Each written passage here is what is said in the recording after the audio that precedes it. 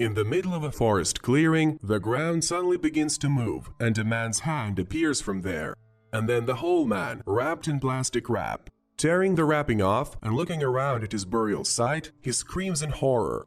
And just 24 hours ago, Miles Elliott was agonizing at work, unable to come up with anything worthwhile. As a result, his boss gives the project to his co-worker, the previously inconspicuous loser Dan. Dan makes a brilliant presentation, and in the evening the whole department celebrates his victory. And there the man confesses to Miles that he owes it to a place that hides behind the signboard of Top Happy Spa, but in fact changes the whole life of the client for the better. Miles listens to his story with disbelief, but takes the salon's business card nonetheless.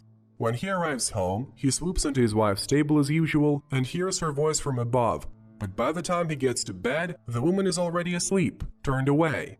In the morning, his phone alerts the man that he has an appointment at the Family Planning Center today.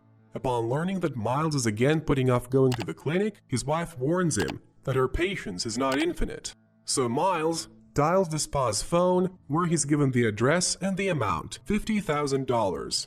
Withdrawing all his savings, the man goes there. But after seeing the unpresentable look of the place, he's ready to leave when he sees a man come out of the salon who encourages the newcomer and drives away in a fancy car. Miles enters the office, where he's greeted by two Chinese doctors who are ready to improve him to the unthinkable. Miles is led into the operating room. His clothes are changed into diapers, and manipulation begins.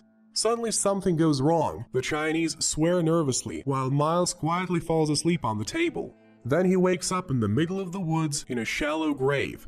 A man in a diaper walks to town for 6 hours because no one wants to put a naked man in a car. Finally, he reaches his house. But once inside, and as usual bumping into a table, he hears a man's voice in the upstairs bedroom. A man's voice. Miles grabs his axe and waits for the stranger to come downstairs. He pounces on him, but suddenly finds that he is fighting himself. The men begin to figure out what happened.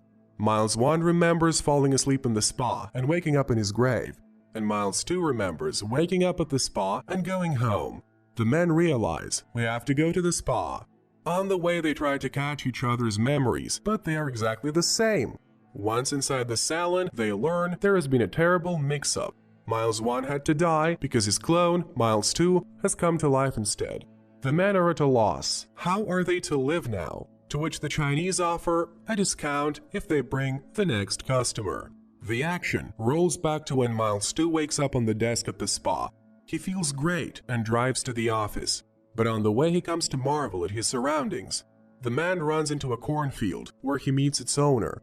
He asks the farmer about his produce with interest, and then he harvests the crop.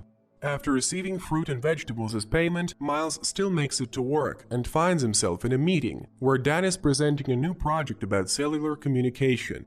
But Miles interrupts a co-worker and suggests that the product be looked at from a different perspective. As a result, the development is assigned to Miles. In the evening, his wife is astonished to find her husband in the kitchen making dinner. At the table, he inquires about her business, compliments her, and promises to go to the family center tomorrow. And then he goes down to get water and runs into himself. After going to the spa and finding out he's a clone, Miles 2 gets desperate. Stopping at a roadside cafe, Miles tries to convince the clone that it's all for the best. Now he can do what he previously wanted to do, go on a trip for example. But it requires money. And so the men return to the spa. Threatened with exposure, they return the amount paid by Miles, having beaten out moral compensation as well. After saying goodbye and picking up Miles's papers, Clone goes to the airport. But on the way, his wife calls him, and after talking to her, Clone asks the cab driver to turn around. When he arrives at his house, he wistfully watches the family dinner and then goes to the house and gets the spare key. After saying goodbye to the copy, Miles heads to the office. He thanks God for giving him his life back, but only until he enters the premises. He is literally swamped with work, and his boss reminds him of a presentation tomorrow. In the evening, Miles tries to make sense of Clone's ideas, but he can't figure anything out. He realizes he can't do without the double, so he dials the number. Suddenly he hears a ringtone behind the door. He opens it and sees a clone behind the threshold. They go to a cafe, and Miles still asks Clone to finish the project he started, while he takes a little break and finishes the play started. But there is one condition, not a word to Kate. In the morning, Miles sees off his wife and then clone, who has settled into his office, and sits down to work. In the evening, Clone tells him that the project is all his, and the secretary gives special signs of attention.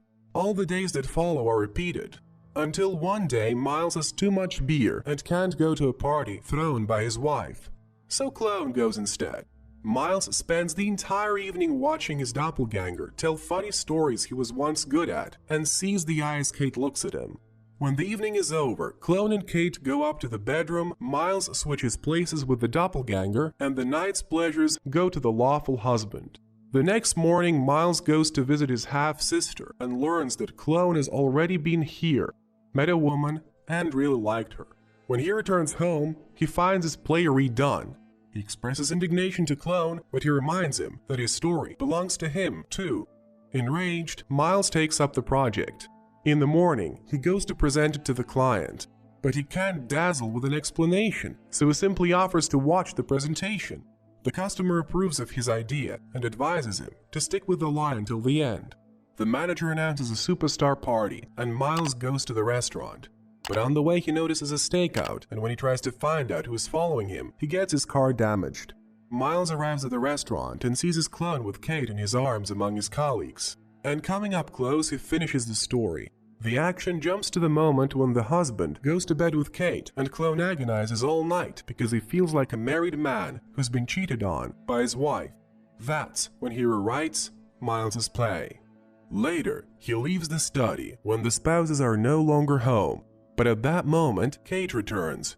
She congratulates him on getting the project and asks him to hurry. They're expected at the restaurant. This is where the meeting at the restaurant happens, where Clone introduces his twin brother to his colleagues, and Kate leaves to have a showdown at home. She's furious when she finds out what happened, and she understands why her husband has changed so much lately. The woman asks Clone to leave the house. The men rent an apartment for Clone, and he moves out. But at night he gets very bored. He constantly thinks of Kate. So for the weekend, he goes to visit his sister, who advises him to pay attention to other women. Here Clone remembers his secretary, with whom he soon finds himself in bed. The man is dumbfounded by the rapidity of their relationship and realizes that this is not his option. He goes to the Elliot home and cuts off a strand of hair from the sleeping Kate, then goes to the spa. But upon hearing his request to create a clone of the woman, the Chinese lose even their accent and kick the guy out the door. At night, he turns to dating sites, and after describing the woman he wants, he gets one option, and it's Kate. The action goes back to the time when the couple was expecting their firstborn, but it didn't happen. Kate had a miscarriage. That's when she realized that she really wanted to have a child. To comfort the woman, Miles takes her to the suburbs and offers to change her apartment for a house. He shows the room and the future nursery. The couple settles into their new home, and one day Kate finds a nightstand at a rummage sale, which she takes into her home. Time passes. Kate works as an architect and often visits clients' homes. Soon she notices that she begins to tire of the wild ideas of some individuals. And soon she experiences another disappointment. The baby didn't work out again. That night, Miles was at a company party, and a frustrated Kate starts a page on a dating site. She starts getting messages, but the woman ignores them for now. One day she's met by what she thinks is her husband while cooking dinner, and his subsequent behavior leaves the woman stunned. It all lasts until the moment when Clone shows up. After such a shock, Kate decides to get inseminated by another donor, but learns that her account is empty. After all this blowback, she opens the messages for the first time and goes on a date with her own husband's clone. Meanwhile, Miles receives a package from an advertising client, and Kate informs him of an upcoming conference to be held in another city. She no longer holds a grudge for the money, for the new Miles has returned it, and she wants her nightstand back. To make it up to her, Miles goes to the family center and turns in his fertility material. And later, he learns that his latest project is being nominated for a Golden Pencil Award, which completely throws him off balance. Miles goes to the presentation venue, but hides from management, hoping the clone project will fail at the vote, and he bumps into a farmer whose doppelganger was picking vegetables. It's time for the presentation of the project, but Miles isn't there, and the audience is shown the presentation.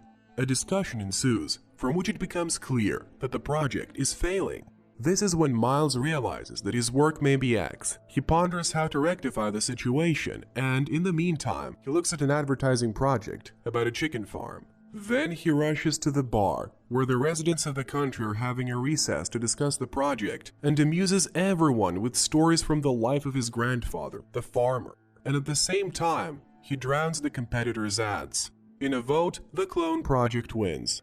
The next day, Miles gets a phone call from his secretary. Why didn't he show up for work again? And by the way, he wasn't that good in bed at all. The man is completely stunned and rushes to call Clone. But when he walks out the door, he finds a parcel in which he finds the carcass of a pig from an advertising client. Trying to drive out of the yard, he sees Clone's car behind him. Some time ago, Clone rehearses his meeting with Kate, but is at a loss when she finally arrives. They have a good time and the woman leaves. But a while later, Kate knocks on his door. She brings a nightstand, which always happens to be in Miles's way. She also invites Clone to go with her to a conference. Clone leaves work and they hit the road. The pair make their way to the room, and as soon as they enter, throw themselves into each other's arms. In the morning, Clone brings breakfast to bed and tries his best to please his girlfriend. But he senses that something is going wrong and starts looking online for answers. As a result, he suggests that Kate take a jog after work and shows the beauty of the architecture. He also suggests a flight to Paris, and in fact, we can start all over again. In the evening, Kate apologizes for her uninspiring behavior. At this point, their wedding song begins to play. The clone insists that Kate come out to dance, but the woman forgets some of the moves, and he comforts her with the fact that it's been a long time. As evening falls, Kate suddenly speaks out. She does not feel united because he, though he remembers the journey they have taken, has not felt all the problems and joys they have experienced, and this really irritates her. The meeting is a mistake. Clone returns home and goes to the bar, where he meets Dan. He announces his dismissal and wants to put up a real fight, but Clone promises to show him something unbelievable. So he takes Dan to the memorial glade. He orders him to dig, and he's horrified to find the bodies. The last one he discovers is himself? The clone explains what the spy is really doing. Dan can rejoice that at last he's alone. A colleague advises him to get rid of the loser. So the man goes to the store and buys items to bury the body and a gun.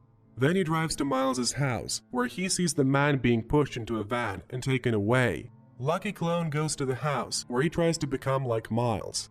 Meanwhile, the real Miles is brought into some kind of room, where milk suckers are installed. It turns out that America has this rule for factories. Where more than 50 people work, there must necessarily be a breastfeeding room. He was arrested after tracing a call about cloning violations. Miles recalls threatening the Chinese with exposure and then dialing the Secret Service phone number. He impersonates his non-existent brother, Elliot's twin, and this is punishable by law. The man is tested with a detector, but the questions are so strange that Miles fails. Then it turns out that the machine is broken, which infuriates the agent. Miles shows his appendicitis scar as proof. Clone doesn't have one. The agents leave to check his medical records, and Miles remains locked up. Feeling thirsty, the man pulls out bottles of breast milk and reads magazines for young mothers. Finally, he is released, as the case falls apart, due to a flawed cloning law. On his way out the door, Miles gets his test results from the family center. All his vitals are normal. He returns home, where Kate is waiting for him. Miles apologizes for his behavior in recent years. He turns on their wedding song, and the couple dances, easily remembering all the moves. Kate then confesses where and with whom she has been these days. Miles grabs an axe and drives to Clone's house. But going inside, he suddenly sees a gun, picks up, and the action rolls back as Clone decides to take the place of his kidnapped doppelganger. He rehearses his transformation, and when he is ready to meet Kate, he hears them talking to her husband downstairs.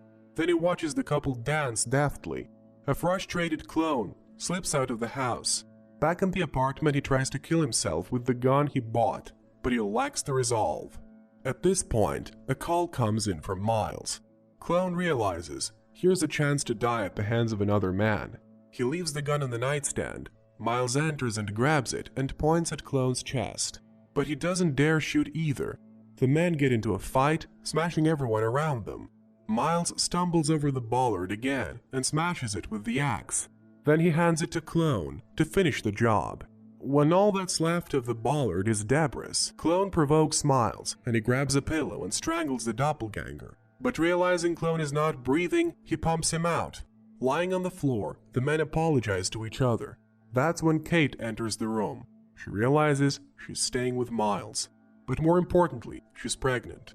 And which one of them is the father, it is impossible to find out. The woman embraces both men. They're having a baby. Comedy in which serious questions are raised.